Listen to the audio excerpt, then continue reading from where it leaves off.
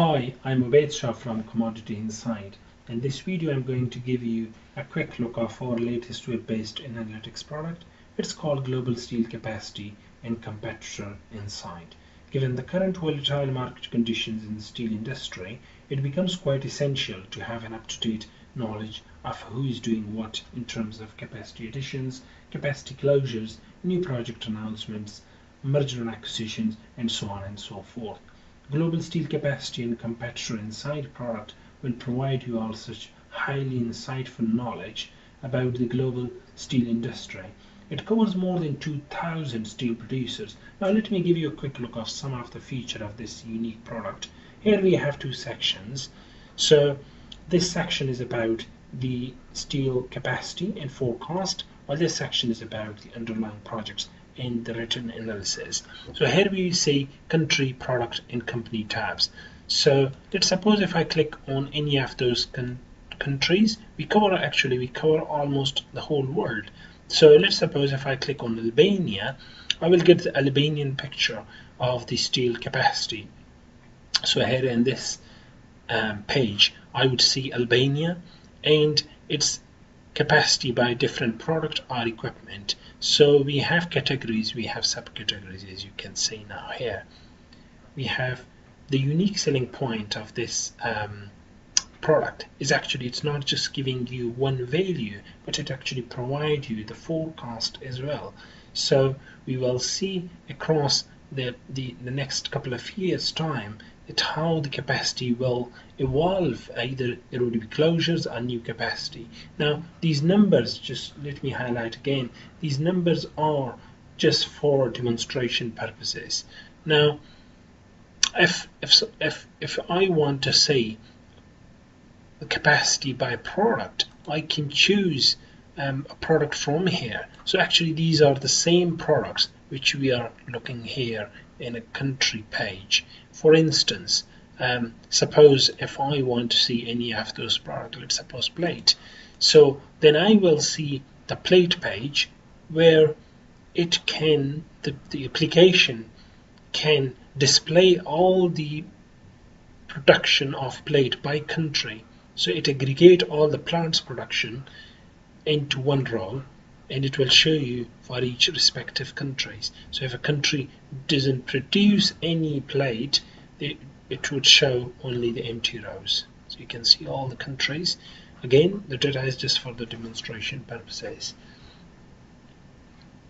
Now, if I click on a company, then I would say company segmentation or company profile. For example, I can choose either through region or by sub-region or just by country, and then I will see, or either I can just choose it by company. So for instance, if I go it by, let's say, Asia, then I would see sub-region there and then countries. For instance, if I click on CIS, CIS is a sub-region in Europe, so I will just see only CIS. So let's suppose if I click on CIS, then I will say filter it further down rather than just have a very long list. I would have all the countries here. Let's suppose I click Russia, then I will see all the companies in Russia. So for instance, I can choose, if I choose any of the companies here, for instance NLMK, so then I will see the NLMK profile here. So I will see region, sub-region, country, ownership, company, and location, and then the NLMK production by product, capacity by product. And here these numbers again are for demonstration purposes.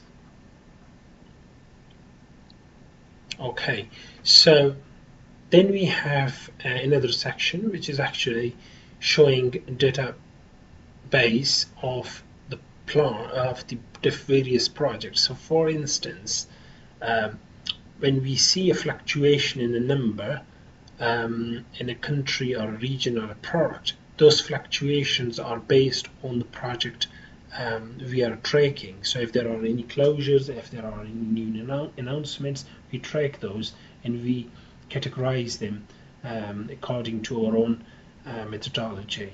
So then those numbers should be reflected here. So let's suppose we actually track more than 100 projects. So but in this database you may actually find just only one, just for showing you how this page would look like. So you would see a region, a geographical definition of that plant, where it's located, and then the company name, and then the works name, who is the owner, which product there would be addition in the capacity, and then either the project is brownfield or greenfield. How is the project status? Is it likely or unlikely, highly unlikely? We have a quite good criteria for those projects. So and then the project completion dates. Is there any completion dates? Yes, no. If yes, so what's the date? If no, so it may not. So we have all those discussions somewhere in the user guide. So this is a clear, a quick demonstration of those project databases. Now, in the third, the next section is the competitor landscape. So in the competitor landscape here, it's quite a long article, but here you can only see a couple of lines here, and then you can see kind of explanation of the project if it's been announced, so when it's supposed to come online. It also has the end-use sectors, like for example the automotive related news. So there is a plant coming up somewhere in the US, so that plant would have some implication for new demand. So the demand would increase, and eventually production will increase, so there might be new kind of demand for capacity. So how that can be translated by the steel producers in the US or elsewhere. So these are quite essential for those plants who are making flat steel or auto related steel. So we actually track those kind of projects as well, and that we believe that they are quite useful for the steel industry. So I hope you have enjoyed it, and thanks for watching. Please feel free to come back to us, and if you have any questions, you can email us at info@commodityinsight.com. You can call us or visit our website, which is www.commodityinsight.com. Thank you.